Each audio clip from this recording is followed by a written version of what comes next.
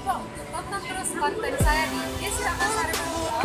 Tetap ikuti channel saya, jangan lupa like, share, dan juga subscribe-nya serta nyalakan loncengnya.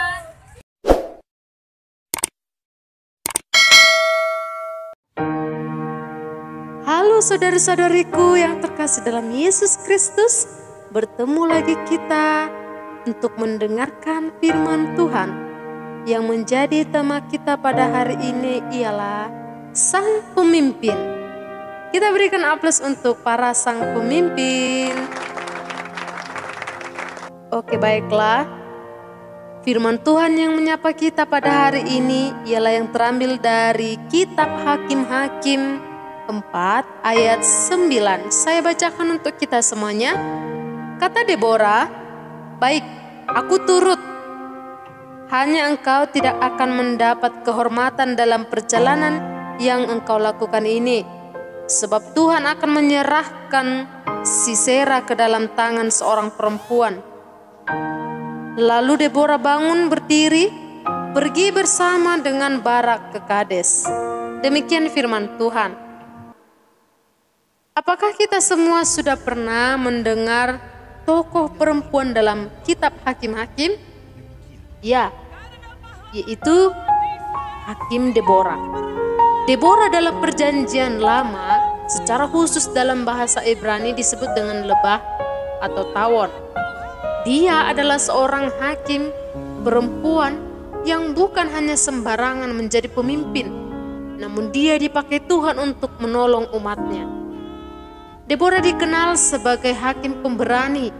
Kita dapat melihat ketika dia melawan Yabin Raja Kanaan, di mana Yabin berkuasa di sebelah utara yang berkerajaan di Hazor.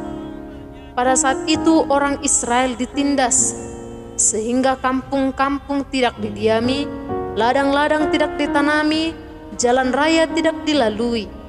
Sebagai hakim, dia tetap percaya akan pembebasan dari Allah. Namun di sisi lain, dia sadar bahwa dia adalah wanita yang membutuhkan pertolongan. Namun Barak sangat meragukan ketakutan atau kekuatan dari yang Tuhan beri. Dia menolak untuk maju bersama dengan Deborah. Hal ini membuat Deborah harus ikut turun tangan, sehingga Tuhan kemudian memakai Deborah dan Barak untuk membuat tentara Yabin kocar-kacir. Namun di samping kemenangan Deborah dan Barak itu dituntaskan oleh seorang wanita yang kuat, yaitu sebagai seorang ibu rumah tangga yang sederhana, yaitu Yael, istri dari Heber. Namun yang menjadi pelopor kemenangan yang sesungguhnya ialah Deborah. Apabila Deborah tidak maju, maka Israel tidak akan mendapatkan kemenangan. Dalam nas ini diberitahukan bahwa Deborah adalah seorang perempuan yang hebat, karena menjadi hakim tidaklah mudah. Hakim haruslah selalu bertindak dengan keteguhan hati dan kehormatan. Namun Tuhan memakai Deborah untuk menjadi hakim bagi bangsa Israel, karena Tuhan tahu bahwa dia mampu melakukannya, dan memang terbukti usahanya. Walaupun dia seorang perempuan, tapi dia mampu menolong bangsanya. Ia merendahkan dirinya untuk meminta bantuan kepada Barak, sehingga dia sangat dihormati dan kualitas kepemimpinannya tidak diragukan lagi. Dalam hal ini diajarkan bahwa Tuhan memakai siapa saja untuk memiliki suatu pengharapan hanya kepadanya. Kemenangan berasal dari semua kalangan. Seperti halnya Deborah yang dibantu oleh Barak dan Yael, seorang ibu rumah tangga itu. Saudara semuanya, setiap manusia diberikan kemampuan dan anugerah yang daripada Tuhan. Tergantung apakah orang itu memakainya atau tidak. Namun yang harus kita ingat bahwa bagi Tuhan semuanya itu baik.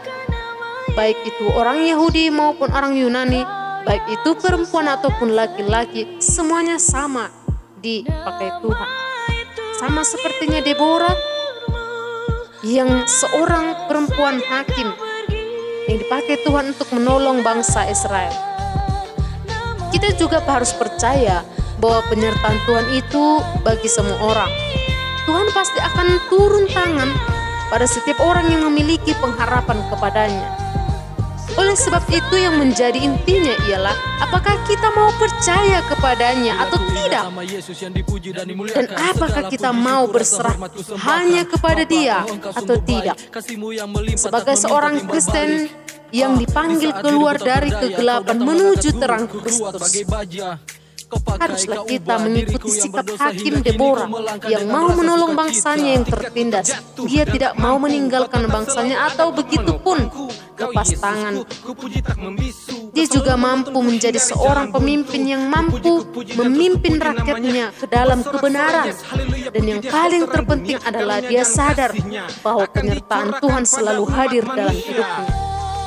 Begitu juga dengan kita, yang terpenting yang harus kita lakukan ialah bahwa sebelum kita memimpin orang lain, ternyata kita harus terlebih dahulu memimpin diri kita sendiri, yaitu bahwa kita harus mampu menunjukkan tindakan yang benar dan berguna bagi semua orang. Seperti yang dilakukan oleh Hakim Deborah, dia tidak mau menjadi seorang dirinya saja yang maju ke depan, tapi dia menemukan orang yang dapat membantunya, yaitu Barak dan Yael. Mereka bersama-sama menolong bangsa Israel keluar dari penindasan dan mengalahkan musuh-musuhnya. Semoga dengan firman ini kita semakin dikuatkan bahwa kita memiliki suatu kemampuan dalam memimpin, karena kita adalah para sang pemimpin. Shalom.